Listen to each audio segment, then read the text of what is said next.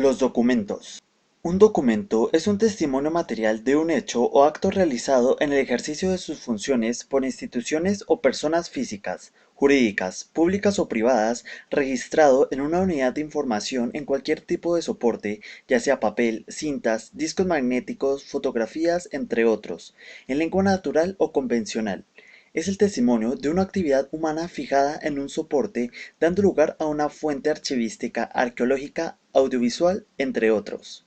Estos documentos se pueden clasificar en varios tipos, que son documentos comerciales. Los documentos comerciales son todos los comprobantes extendidos por escrito en lo que se deja constancia de las operaciones que se realizan en la actividad mercantil, de acuerdo con los usos y costumbres generalizadas y las disposiciones de la ley. La misión que cumplen los documentos comerciales es de suma importancia, conforme surge de lo siguiente.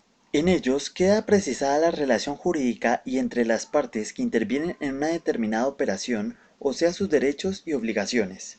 Por lo tanto, constituyen un medio de prueba para demostrar las realizaciones de los actos de comercio.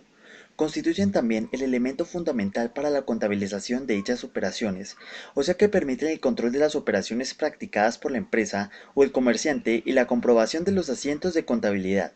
Entre estos tipos de documentos se pueden encontrar la carta. La carta es una comunicación escrita que se utiliza en las relaciones comerciales entre empresas y personas naturales, igualmente en las relaciones entre empresas y sus empleados. Es un documento que registra en forma escrita un mensaje o información a un destinatario. Además, se utiliza en las relaciones comerciales entre empresas o personas naturales con el propósito de realizar un servicio. Tipos de cartas. Hay varios tipos de cartas y entre ellas se pueden encontrar la carta comercial, que es aquella comunicación escrita que surge entre sí sobre cosas comerciales. La carta oficial, la cual es expedida por funcionarios de instituciones gubernamentales para tratar asuntos concernientes a las gestiones de la administración pública. La carta familiar, que es aquella que se utiliza para comunicarnos sobre cualquier familiar que se encuentre fuera de la ciudad. La carta de ventas, que es aquella comunicación que se envía a los probables clientes con el fin de inducir una acción que será de la compra. La carta de pedido, que es aquella carta que se envía por una empresa o pequeños proveedores con la finalidad de pedir o hacer un pedido de mercancías. Carta de empleo, es aquella carta para solicitar una entrevista o presentar una hoja de vida y que se considere como un nuevo prospecto de empleo. La carta de recomendación, que es aquella que se hace para recomendar a alguna persona la cual debe ir acompañada de la hoja de vida correspondiente. Y como esta y las anteriores, hay muchos otros tipos de carta. Otro documento comercial es el memorando, que es una comunicación escrita de carácter interno de una empresa que se utiliza para transmitir información, orientación y pautas de las dependientes locales, regionales, nacionales e internacionales. Aspectos generales del memorando.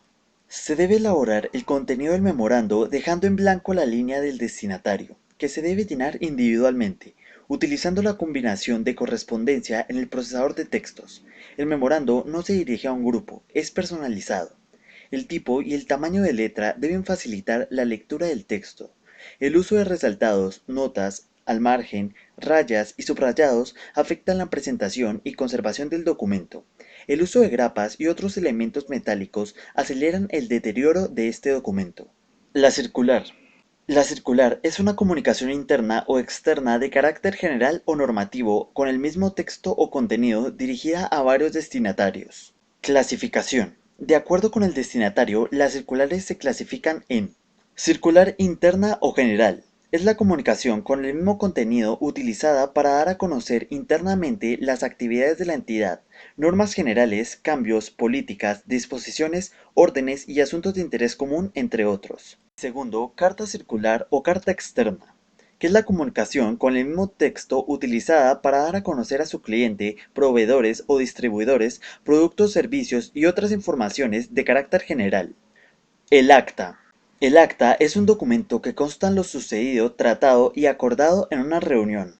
El acta puede clasificarse en registrada y no registrada. El acta registrada es un documento que corresponde a reuniones de sociedades anónimas, limitadas en comandita, consejos y juntas directivas que obliga a cumplir las obligaciones específicas de la entidad competente. Y el acta no registrada es el documento que constituye la memoria de reuniones o actos administrativos. Aspectos generales del acta. Toda acta expresa lo tratado en una reunión sin describir detalles intrascendentes. Se indica el nombre de las personas que presenten una moción, pero no es necesario anotar a los nombres de los que se adhieren a ella. En caso del acta registrada, se debe escribir el nombre de la persona que de acuerdo a sus estatutos debe presidir la reunión, así como la persona que actúe como secretario de la misma. En caso del acta no registrada, es preciso que quede constancia del nombre de quien preside la sesión y de quien actúa como secretario. En las actas registradas y en las que por seguridad se considere conveniente, el presidente coloca su rúbrica en la parte inferior izquierda de cada hoja. La constancia. La constancia es un documento de carácter probatorio en el que se describen hechos y circunstancias que no requieren solemnidad, se clasifican de acuerdo con el hecho o acto que se prueba y puede ser tiempo de servicio, experiencia, salarios u horarios, clase de trabajo, jornada laboral, cumplimiento de comisiones, comportamiento y desempeño laboral. Clasificación de la constancia. De acuerdo al hecho o acto que se prueba, pueden ser de tiempo de servicio, de experiencia, de salarios u honorarios, clases de trabajo, cumplimiento de comisiones y comportamiento del trabajador.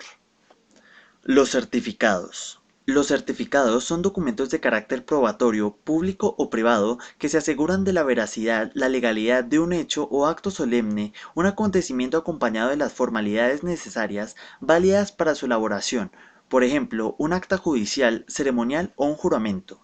Clasificación de los certificados. De acuerdo al hecho o acto que se prueba, pueden ser certificaciones obtenidas dentro de periodos académicos. Diploma conferido por una institución o documento que establece un privilegio o premio. Asistencia a congresos, cursos o seminarios. Registros civiles de nacimiento o de defunción. Documentos de identidad. Certificados de aseguramiento de calidad. Bonos, becas o donaciones. Créditos, préstamos u otras transacciones. Y resultados de exámenes médicos. Aspectos generales de los certificados. Papelería especial. Los títulos conferidos por universidades o colegios, así como los certificados de asistencia a congresos, cursos o seminarios, se elaboran en papel o cartulina especiales diseñados para tal efecto. Para certificados y constancias de rutina en empresas e instituciones se puede utilizar un formato preimpreso. Registro de diplomas en entidades educativas. El Ministerio de Educación Nacional autorizó a las universidades y colegios para registrar directamente en sus instituciones los títulos académicos que confieren. Los informes. Los informes son documentos que describen o dan a conocer el estado de cualquier actividad, estudio o proyecto de carácter administrativo.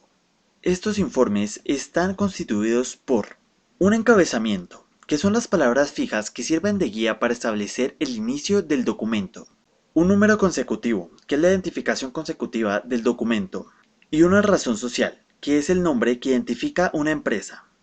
Y como último documento comercial, las comunicaciones recibidas, que este a su vez se puede dividir en tres que son comunicaciones oficiales recibidas.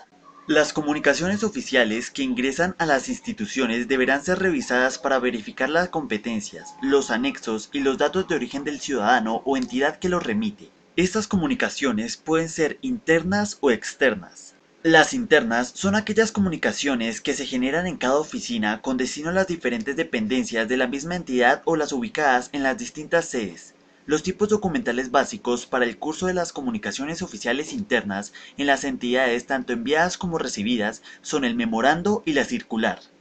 Y las comunicaciones oficiales externas son las comunicaciones oficiales que ingresan y que deben ser revisadas para verificar la competencia, los anexos y el destino y los datos de origen del ciudadano o entidad que la remite. Dirección como se debe enviar respuesta, asunto o referencia. Comunicaciones confidenciales recibidas. Es la propiedad de la información por la que se garantiza que está accesible únicamente al personal autorizado y que solo ellos podrán acceder a dicha información. Esta también se divide en interna o externa. Interna. Al ser interna, el mensajero recibe la información de quien la envía y su deber es que ésta llegue al personal correspondiente, únicamente a las personas, funcionarios o empleados involucrados en el trámite. El sobre o empaque debe tener en el explícito la categoría de confidencial y el remitente junto con el destinatario. Y la externa. Es la comunicación que ingresa a través de la ventanilla del área de correspondencia dirigida a una entidad, empresa, a sus funcionarios o empleados en calidad de tales y cuyo contenido debe ser conocido únicamente por el destinatario o el funcionario o empleados involucrados en este trámite. Esta comunicación solo se definirá así cuando el sobre o empaque que la tiene haga explícita la categoría de confidencial y será registrado en el sistema con la información disponible del remitente y el destinatario institucional. Y por último, las comunicaciones recibidas por medios tecnológicos y en formatos digitales. Esta información es recibida principalmente por correos electrónicos. Las entidades que dispongan de Internet y correo electrónico reglamentarán su utilización y asignarán responsabilidades de acuerdo con la cantidad de cuentas habilitadas. En todo caso, la unidad de correspondencia hará el control de los mismos, garantizando el seguimiento de las comunicaciones oficiales recibidas y enviadas. Esta información también se puede recibir por medio de una memoria u otro acceso que mande información digital. Estos formatos se pueden formar también en papel con ayuda de una impresora y se puede digitalizar un formato en papel con ayuda de un escáner.